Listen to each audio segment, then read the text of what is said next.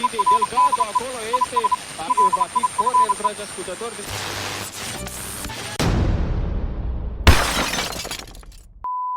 Just one look at you and the world's all right with me. Just one look at you and I know it's gonna be a lovely day. Happy Monday, everyone. Happy 3 p.m. BST. Welcome back to Verde Broadcasting. My name is Duncan Casey and this here humanoid form is Richard Jackson of Cambridge. Of the Cambridge Jacksons. Cambridge Jackson. Landed gentry, don't you know? Today on It Ain't Broke, we're going to be talking about everybody's favourite film studies film, Blade Runner. Hey everybody! Hi everybody! Sci-fi, some would say classic, but it depends which version you're talking about. What's your... So is film studies where you came to Blade, or was it a thing? No. It was where I've talked about this before, so this is kind of a getting out of system thing. And I don't know if Toby would have wanted to discuss this. I've talked about discussing with Toby, but I paid Toby essentially to discuss this with me for a number of years. So he's fine. Here in... He's here in spirit. It's in distilled form. It's my brother again.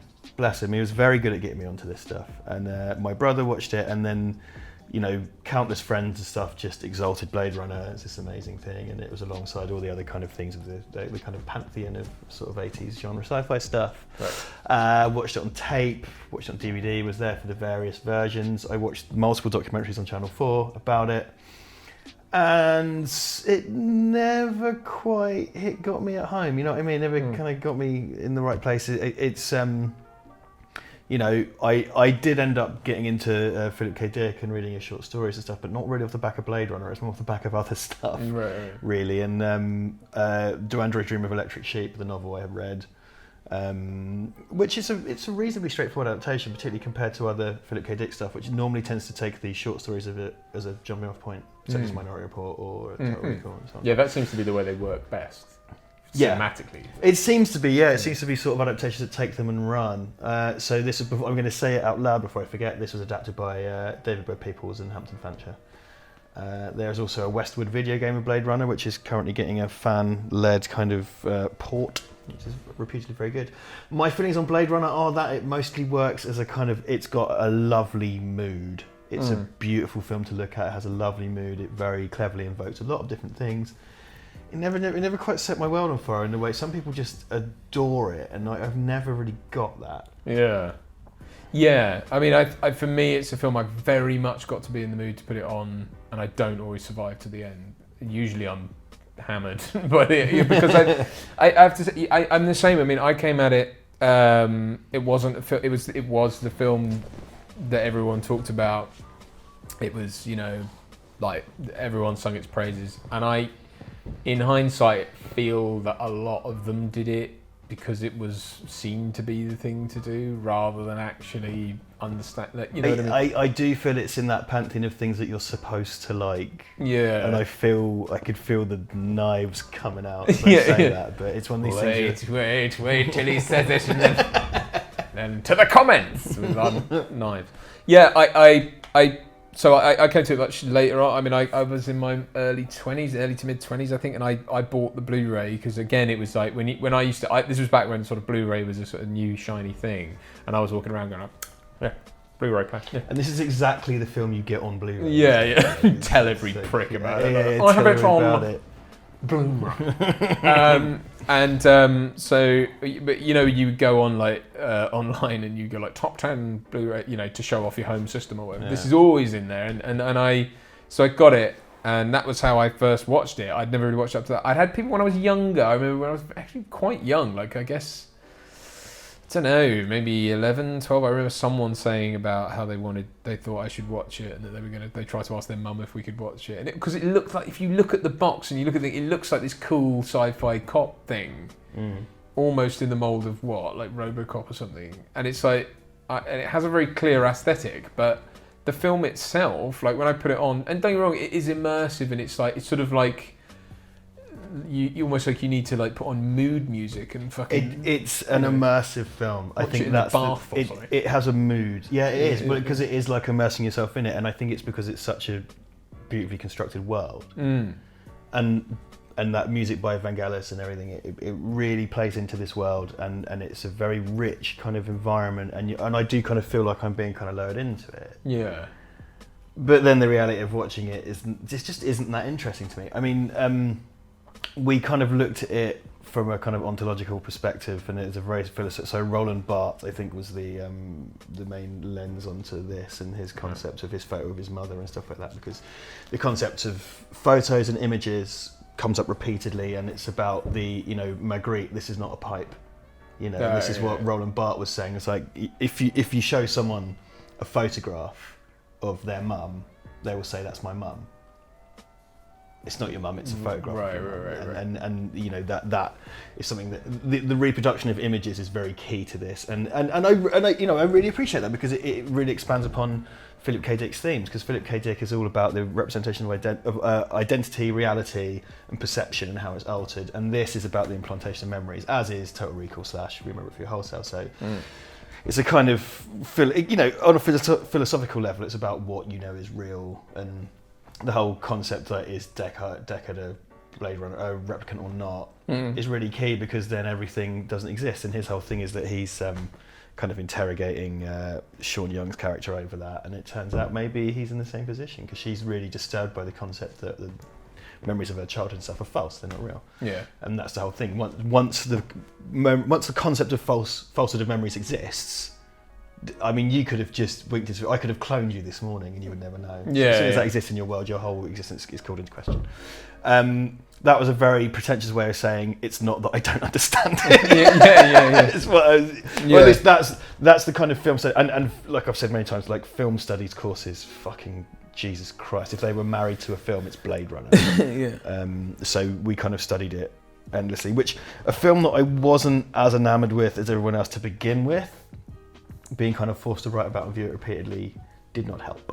Well, that I think therein lies the rub with it, is because I think it is that thing where it's like it's shoved in your face as this, like, you can't possibly not like this. This is just, amazing, and I think there's that bit inside you that rails against it, and especially if you're made to sort of analyse it by sycophants.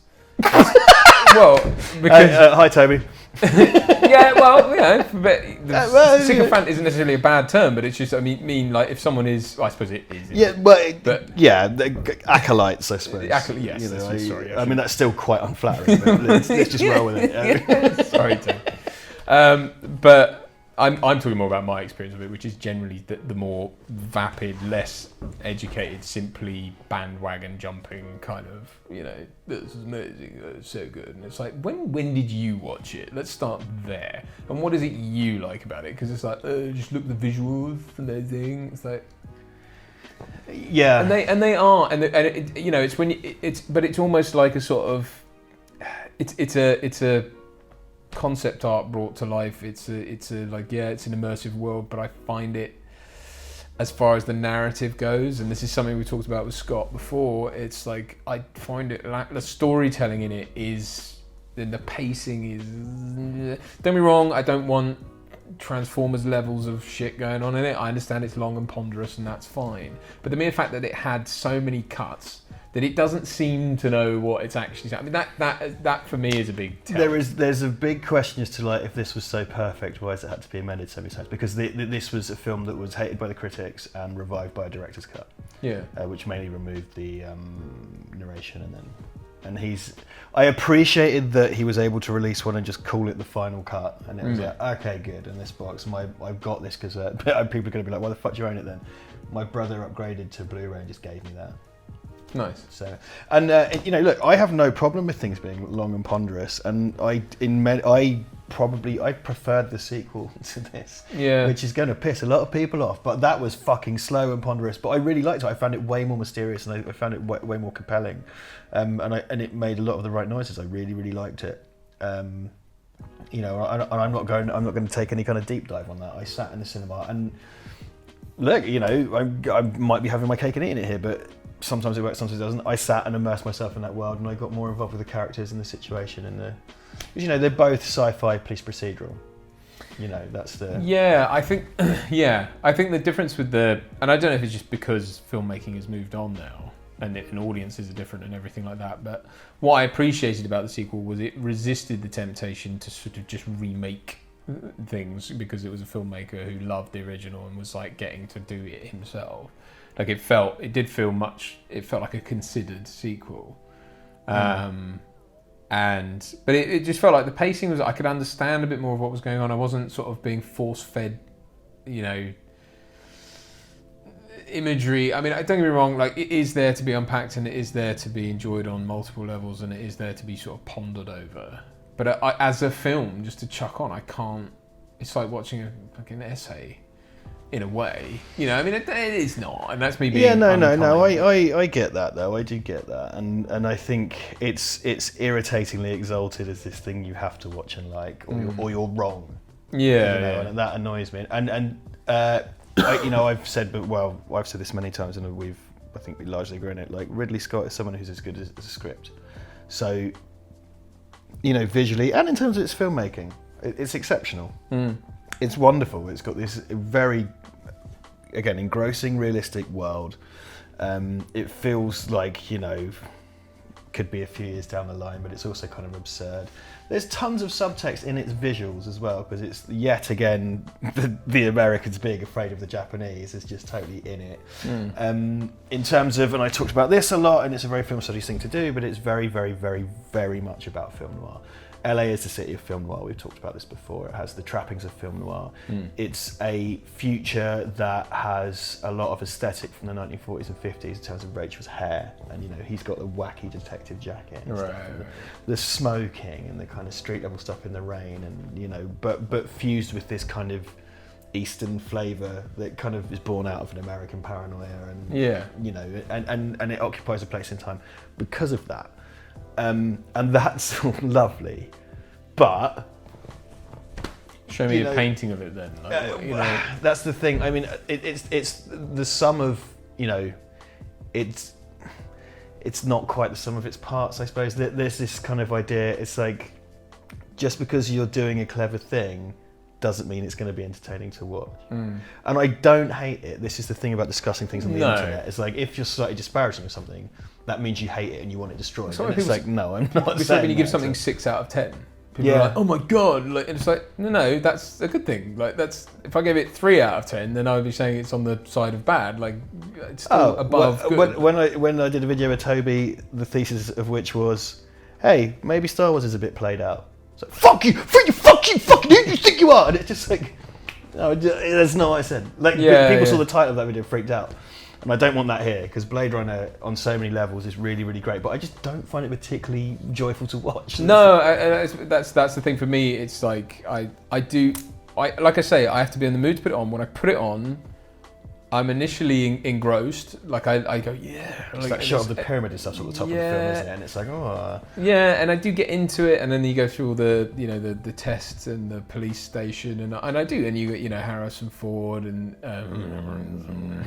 all that. It's brilliant, right? Love all that, and I love it. You know, when he's sitting there eating his noodles and the rain's coming out. Yeah, wonderful. Really feel like I'm in the world.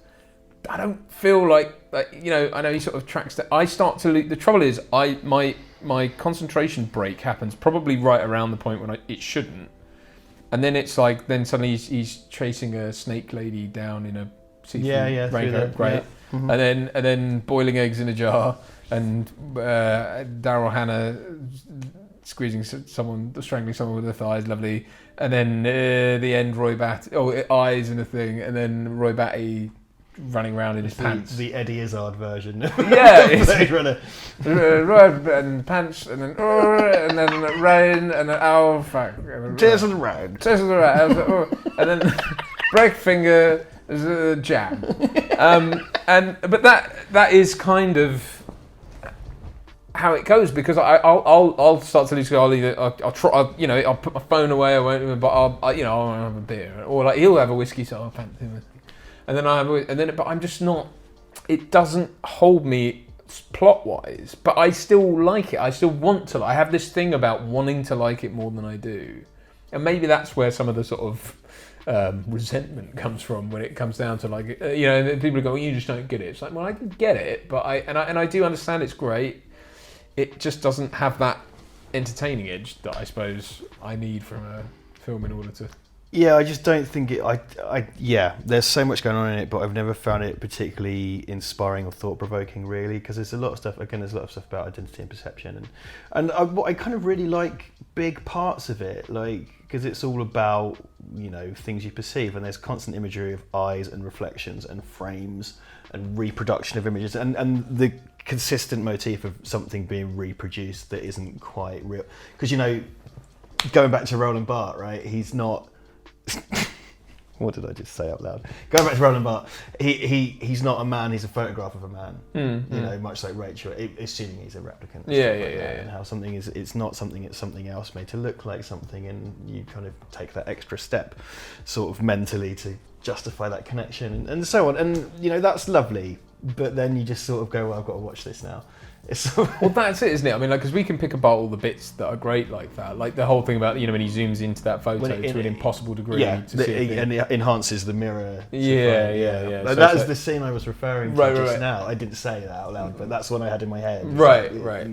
But that's what I mean. Like with that, and that's the thing about saying if you look closer and closer to the point, where it's like, does that become reality? You know what I mean? Like it's always breaking details down to the point where if you look too closely, you miss the wood for the trees, or I don't know. But it's, and these are all great points, and there's great bits in it, like Roy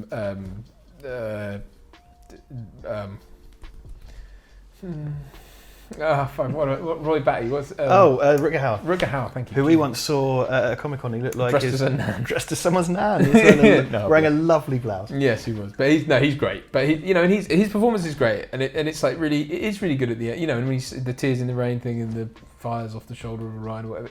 Yeah, beautiful. Wonderful. This is what I mean. Beautiful scene, beautiful performance. Like it's wonderful. But yeah.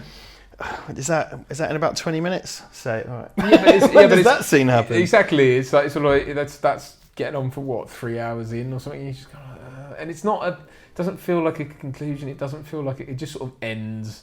And how and it's like, oh, was he a replicant all along or not? So which has been played up to different degrees, and that as a kind of mystery of the film is something that Ridley Scott and the screenwriters have different opinions on and stuff. So there's no definitive answer. Well, I like that there's no definitive answer on that. Seem different versions seem to hint. But I believe come the sequel, it's confirmed a year. Not exactly. I kind of liked that. They kept that ambiguous, and I also like spoilers for the Blade Runner sequel. Time to go. Top of the film, they just kind of go like, he's a replicant. And rather than fucking dragging through that again, it's like he's replicant. Yeah. And they even sort of with Deckard, they kind of even say in that film, like, does it really matter? Yeah, true. And I know there's going to be lots of how can you like that one, but not this one? It's doing the same stuff, and it's like, I don't know. There's some kind of X factor in the Blade Runner sequel that really, really worked for me. I tell you what I really loved about the Blade Runner sequel, because I saw that as a sort of cynical return to the thing for Harrison Ford. I was just like, dude, because it was the back of Star Wars as well. Well, yeah, because I was like, Harrison Ford, he did the Indiana Jones and he did Star Wars, and I was like, you're just going down the list, mate, aren't you, really? But he was fucking engaged and brilliant in that. Yeah. I thought he was so good. I honestly, really the first time, he really jumped off the screen. Because he's someone who doesn't seem to have tried particularly in ages, and whatever. But I really felt, one of the things I really liked about The Force Awakens was that performance, because I think he and J.J. Abrams go back to like regarding Henry. Okay. So I assume there's some kind of rapport and friendship there. And he came back to do Star Wars, which just seemed the thing he would never do again. And did it with real enthusiasm and warmth. And like, what's one of the things that worked in that film for me was his performance. It was really great. And it wasn't, Indiana Jones felt like this is pissed off Harrison Ford. Whereas Star Wars was like, oh, let's have Solo. And when he was back as Deckard, it was like, okay, because Deckard isn't the most interesting, nuanced character. I'm sorry, he's kind of a blank slate. How dare you? Yeah, I know. Yeah. But in 2049, he was, he was great. He was really, like, there was a lot of soul to it. He felt engaged and interested again. Yeah. I mean, his performance is good in this, but I think, have you ever seen the theatrical cut with the narration? No. Because the argument is that some say that the theatrical cut with the narration adds a big film noir element to it. Okay. I personally think it's film noir enough. It doesn't need that to be. Wasn't that done because it was the studio kind of Yeah. got cold feet and thought it didn't make sense and needed to explain it. right? But Harrison Ford sort of did it with a gun to his head, Yeah. and he bless him, you can tell he's done his absolute best to sabotage it. Because if you watch that version, he's kind of like, "My name's Deckard. I catch robots. I like cigarettes. I went to the house because the lady was there." Like, you can tell he just doesn't want to do it, and it kind of helps spoil it, really. I think the director's cut got a theatrical re-release, which is what built up all the momentum around it, and then it's one of these things that then, much like The Carpenter's The Thing and certain other things were detested on original. Yeah. The Carpenter's The Thing was not altered in any way. But Yeah, I mean that it's difficult because I don't want to just talk about. I don't want to come off as some sort of contrarian because there are plenty of things that I love that are beloved by all, and that's fine. Hell yeah, absolutely. And I'm not trying to score clever points off because I get it. It's not that I don't get it, but maybe I'm just a child inside. That I just to concentrate on this movie. It's one of the hardest movies. Like in my brain, I don't think I can compile it as a whole film. I've because I always just drift in and out when I'm watching it. Even if I've put it on from start to end, I just cannot. I know what you mean. It's look, I like slow, ponderous stuff when done well. Me too. Yeah. Slow, ponderous stuff done badly is its own thing. It's boring, but I like slow, ponderous stuff done well. But this isn't slow, ponderous stuff done badly either. That's the frustrating No, this is the thing, and I'm not saying it's a bad Pacing film. I'm not just wise, trying to be difficult. Yeah, It's just it never grabbed me in the way it seems to. And more power. If you love this film, like more power. Oh to yeah, you. God, don't let me And take that the away. aesthetic to this film is 10 out of 10. The cinematography is 10 out of 10. The costume design is 10 out of 10. Art design is 10 out of 10. Performance is music good. 10 out of 10. Yeah. Performance 10 out of 10. It's weird because for me it just doesn't hang together, and I guess that's on the writing side. I don't know. It's like you said. It just doesn't seem to be the sum of all its parts. It's sort of like it's like I don't know. It's almost like a robot made it. You know what I mean? It's almost sort of like a replica of a perfect. Can we film. give it a right camp test? yeah. Well, there's the irony, and then someone will go like, "Maybe that's deliberate." No, don't try that shit. Well, actually, you're supposed to not enjoy it. Fuck off. That is a level of meta arsehole pretentiousness that even I wouldn't engage in. Yeah, I'm not buying that. But it is. Yeah. Please don't see this as a ragging on the film because it's not. And I suppose we ought really to sort of in our closing 6.5 minutes talk about the film and actually discuss the film because so far we've kind of danced around it. Yeah, well, it kind of feels as if this is another thing as well in the discussion of this film. It's one of these ones where you get into that thing of like, what more else is there to say? There is. It's been discussed time and time again. I find Roy Batty to be he's an amazingly compelling, rich character. Yeah. And I like seeing him on screen, and his kind of end speech is beautiful. It's lovely. It's really nice, and you understand. He didn't ask to be born and given only 4 years to live, and then to find out it's just like, no, I can't help you. There's nothing to be done. Yeah. And just again in terms of. It's a thing that's a film studies thing that I remember coming up.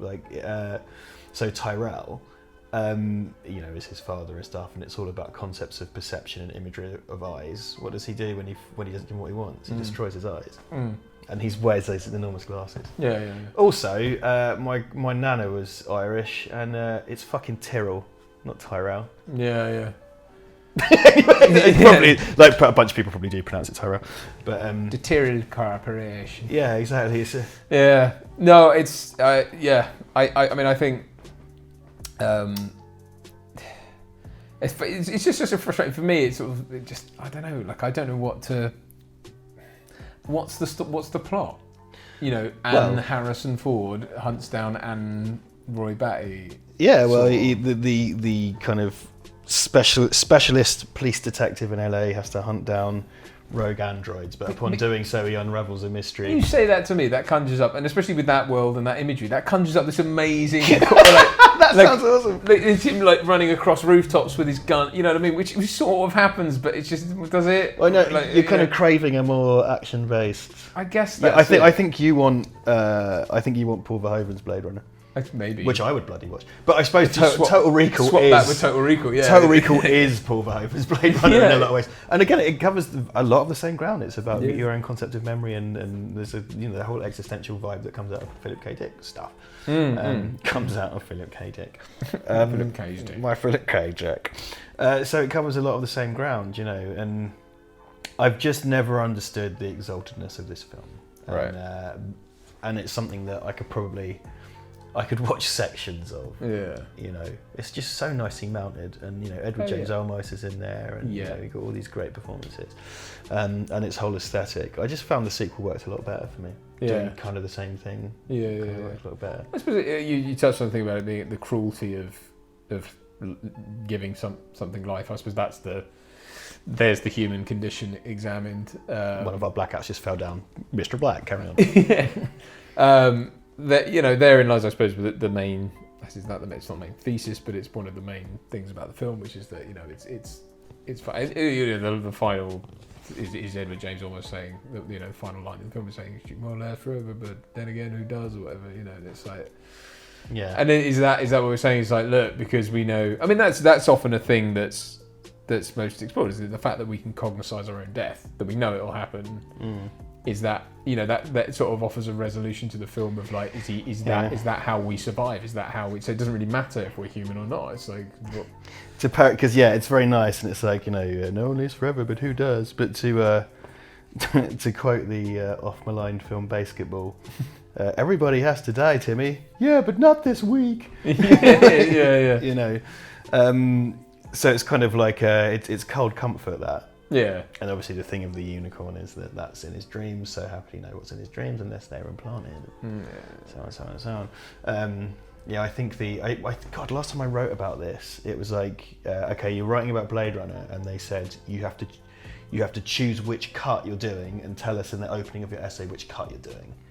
Which tells you a lot about this film. And I was just like, I didn't write this, but I was like, I'm doing the final cut, because like if you finally get your shit together, and that's what you're saying is the done one, I'll do the done one. Okay? Right. I'm not going to fucking.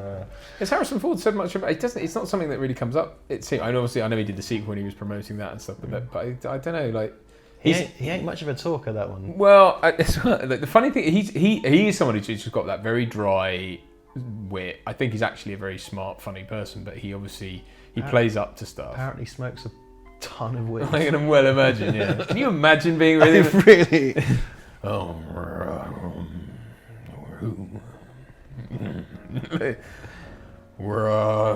I once heard a story. I read a story online about I think it was his limo driver picked him up, and he asked him if he had any Rizzler, and he said no, and he didn't have time to go and get any. So Harrison Ford was in one of those hotels with a kitchenette. He went upstairs, got a frying pan, put his weed in it, and sat back in the limo, just burning the weed and upping it. Allegedly, I think it was on crack.com or something. Wow. So that's the level of high that glistening. You know, but I mean, I don't care. I think he's cool. I love Harrison. Yeah, man, he's great. I'm never gonna, you know, and he's great in this as well. And in fact, that kind of schlubby, laid back thing has always been kind of his shtick in a way, but it works. Like, it works really well. And more power to him. More power to you and Blade Runner. And I think that about sums it up, because we're kind of out of time, and we look forward to being violently kicked to death in the comments. Yeah, and like, I feel like this episode has kind of been like Blade Runner, in that it's kind of been like We'll release 4 different versions. Yeah. It's fine, with Duncan's narration. Yeah. So thanks very much for tuning in to It Ain't Broke for this week.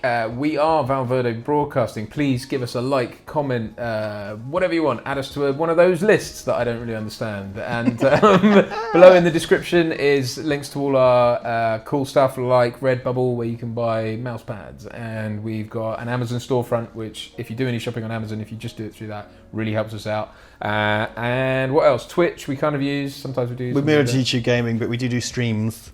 Stream. Good. Stream of consciousness, Blade Runner. It is ours. Blade Runner, yes, very good. The ideas are cut. And please join us again next week, where we will be discussing Mr. Black and all the great things about it. And we'll see you then. Cheers. Mr. Black. Support your 7th or 8th favourite YouTube channel by buying crap, tat, junk, hogwash and filth at redbubble.com/people/Valverde shop.